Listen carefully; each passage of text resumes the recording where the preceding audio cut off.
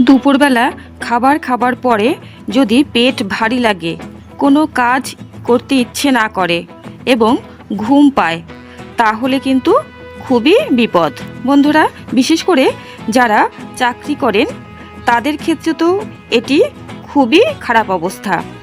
তবে দুপুরে খাবার পরে এই অস্বস্তিতে যদি না পড়তে চান, তাহলে একটি খাবার অবশ্যই নিয়ম করে খাবেন।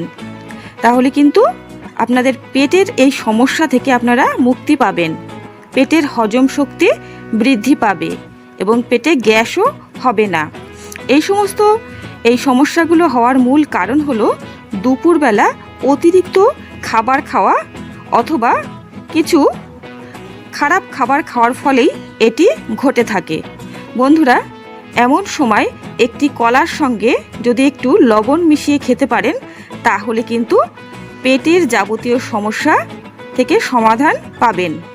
বন্ধুরা, একটি কলা যদি আপনারা লবণের সঙ্গে মিশিয়ে খেতে পারেন দুপুরবেলা খাবার খাওয়ার পরে, তাহলে কিন্তু পেট হালকা লাগবে, পেটের থেকে যাবতীয় গ্যাস দূরে যাবে।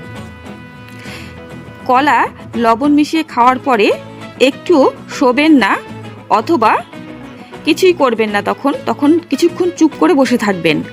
তারপরে অল্প কিছু সময় পরে দেখবেন পেট অনেকটা হালকা হয়ে এসেছে। দুপুরবেলা খাদ্য খাওয়ার পরে পেটের বিশেষ সমস্যা দেখা দেয়, বিশেষ করে মহিলাদের এবং 40 ঊর্ধ্ব পুরুষদের। তাই এটি যদি আপনারা নিয়ম করে খেতে পারেন, তাহলে কিন্তু খুবই উপকারে লাগবে এবং আপনাদের হজমও খুব সুন্দরভাবে হবে, কোষ্ঠকাঠিন্যও দূর হবে। যাদের বুকে জ্বালা করে সেই সমস্যা থেকেও কিন্তু মুক্তি পাবেন যদি কলার সঙ্গে লবণ মিশিয়ে খান। বন্ধুরা, তাহলে আপনারা লবণ দিয়ে কলা অবশ্যই খাবেন এবং সুস্থ থাকবেন। আজকে এই পর্যন্তই।